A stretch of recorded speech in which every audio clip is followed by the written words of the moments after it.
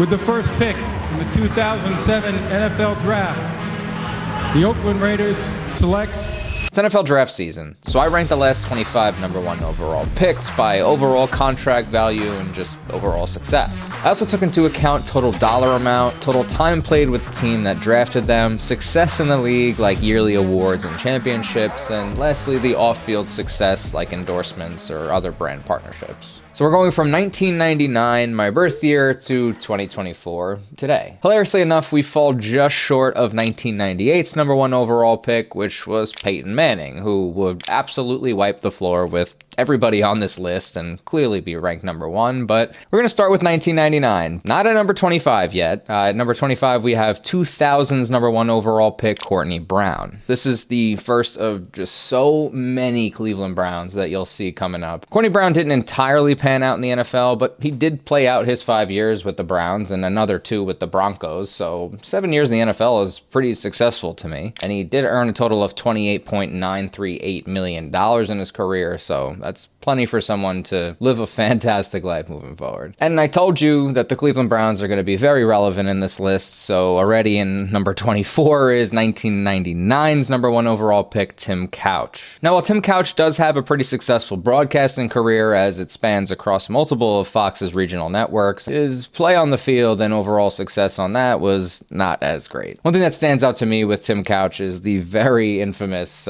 Cleveland Browns quarterback jersey that starts with Couch from 1999. It lists all of their starting quarterbacks. Still, he made $20.264 million in his 6 seasons. So again, can you really hate? At 23, I have someone that you probably were waiting to see pretty low on this list. Yes, that is Jamarcus Russell, the 2007 number one overall pick of the Oakland Raiders. It doesn't necessarily need to be expanded upon because it's likely that you clicked on this video because you were interested and you know the story of Jamarcus Russell already. So not going to expand too much on it, but in terms of himself and actual money value, I mean, he signed a 6-year, $61 million contract that secured a guaranteed $32 million, and in total, he made nearly $40 million in just 4 seasons in the NFL. So yes, on the field, it wasn't a success, but he made $40 million.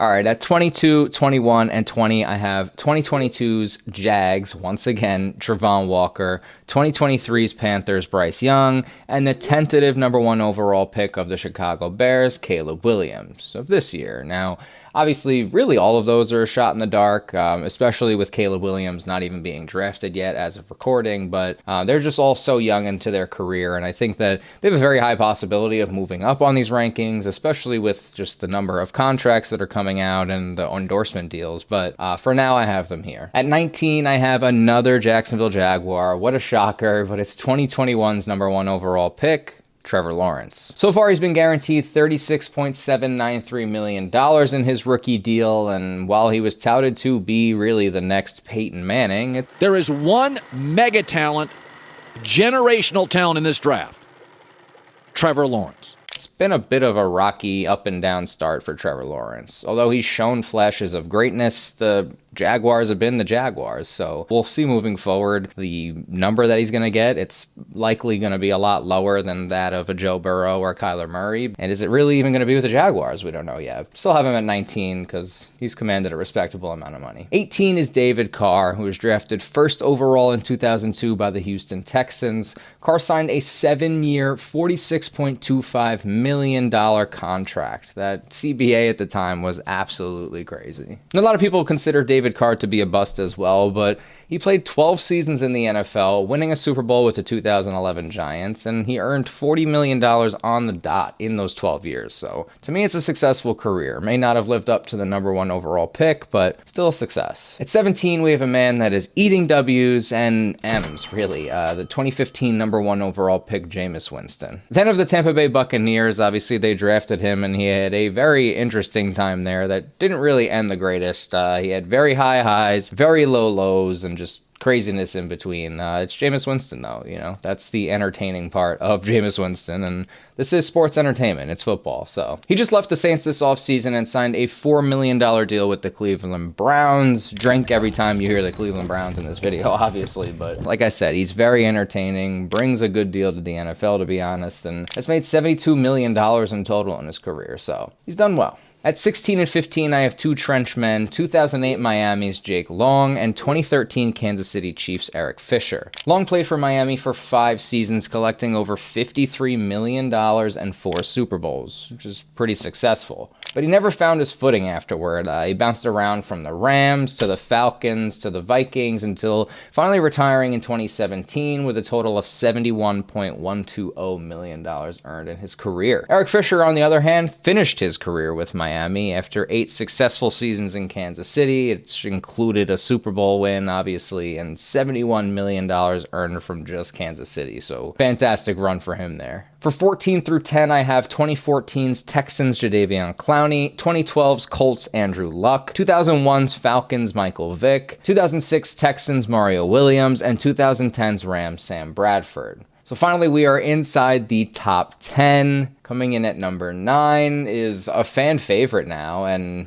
maybe you think this is crazy, but I have 2018's number 1 overall pick, Baker Mayfield. And here we are again with the Cleveland Browns, so take another one. But Baker had a very interesting situation and experience with Cleveland, just like many other number 1 overall picks on this list. But Baker shot himself up in this list this past offseason after signing a massive 3-year, $100 million deal with the Bucs after a great season last year, really. And while yes, it isn't his drafted team technically, I mean, with the amount of times that the Browns come up on this list, can you really blame Baker? And plus, he brought them to their first playoff appearance in nearly 20 years. So, in my opinion, he helped them bring them back to relevancy. And I don't know. I think that he was done wrong in Cleveland. And to me, he belongs pretty high up on this list, especially with the money that he's made. But at number 8, I have current Lions quarterback Jared Goff. Now, while again, he didn't have the most successful career with his actually initially drafted team, I still think that he deserves to be in the top 10 here. Drafted in 2016, he was all but considered a massive bust as the team paid him over $83 million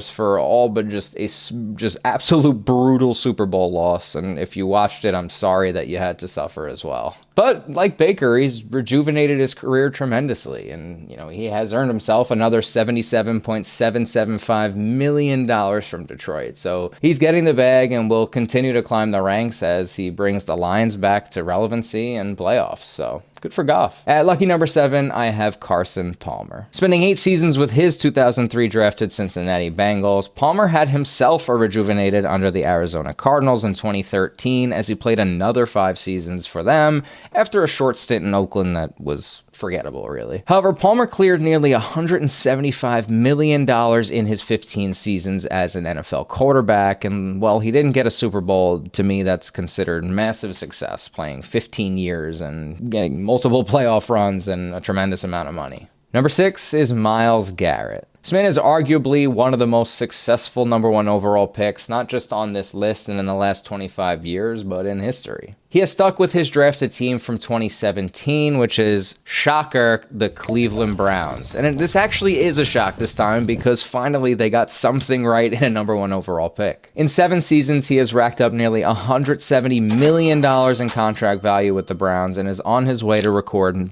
record numbers both on and off the field these next few years. Contracts, endorsements, and his play on the field speaks for itself. So I definitely needed to have him in the top 10 at least, and finally, the Browns got some success. At 5, I have Kyler Murray. Why is he so high? It's simple.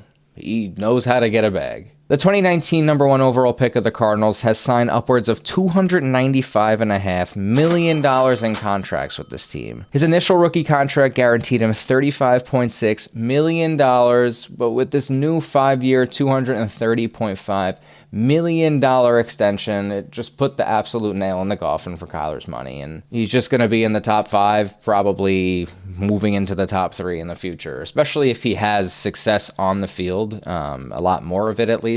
Not only going to get even more money, but going to move up in the ranks. And at 4 is someone exactly in the same boat as Kyler, and that's Joe Burrow. While he's been injured and unfortunately lost a Super Bowl with his 2020 drafted team, Cincinnati Bengals, Joe Cool has turned the franchise around completely, and he's just like Murray. He signed a rookie deal worth $36 million and signed a 5-year, $275 million extension that has brought his total to nearly $340.675 million. This man will definitely be a billionaire in his future and will definitely be moving up the ranks. And at 3, though, I have Cam Newton. It's likely Joe Burrow or Kyler surpass him at some point, especially because Super Cam, drafted in 2011, only made $127 million from his drafted Panthers team and $133 million in total in his career. I mean, if you were there watching Cam Newton at the time, you know why he's at 3. The man was an MVP and Offensive Player of the Year in 2015, brought his team to a Super Bowl, and granted, he did lose it by not jumping on the ball, really. Maybe not the only play, but he just, I mean, genuinely, he was a freak. He really, the Super Cam nickname was perfect for him because I don't think I've ever seen a more athletic and more just physically dominant player at the quarterback position ever, and especially a number 1 pick in the last 25 years. It's Cam. It really is. And plus, on top of that, you just can't deny Cam's style, the Hollywood-esque, really everything off the field, philanthropy that he's done, really just everything across the board, his partnerships, commercials, everything. Cam Newton belongs in the top 3, and in my opinion, it's not really that debatable, but the ones below him will probably move up as their careers progress. And at 2, I have someone who gave their entire being to their drafted organization, and I know that they didn't win anything, and it really had some really bad seasons, but I have 2009's number 1 overall pick to the Detroit Lions, Matthew Stafford. And what can't you say about the man? I mean, he put Detroit on his back for 12 seasons, and of course he was paid nearly $220 million for it, but the minute he left, he went to LA and won a Super Bowl. So can you blame him or the organization? Again, I don't know.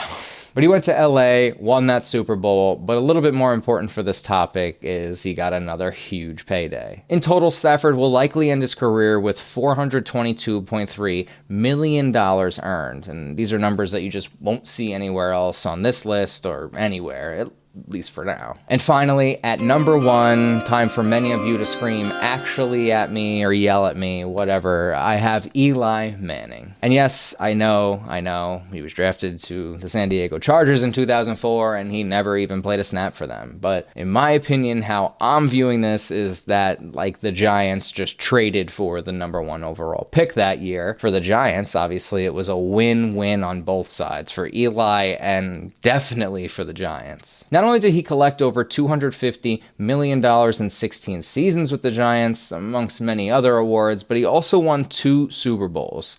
And that, in my opinion, trumps really anything that you could ever ask for in a number 1 overall pick, especially a quarterback. Now, because it was with the Giants and not technically his drafted team, is he the worst number 1 overall pick ever? I don't think so.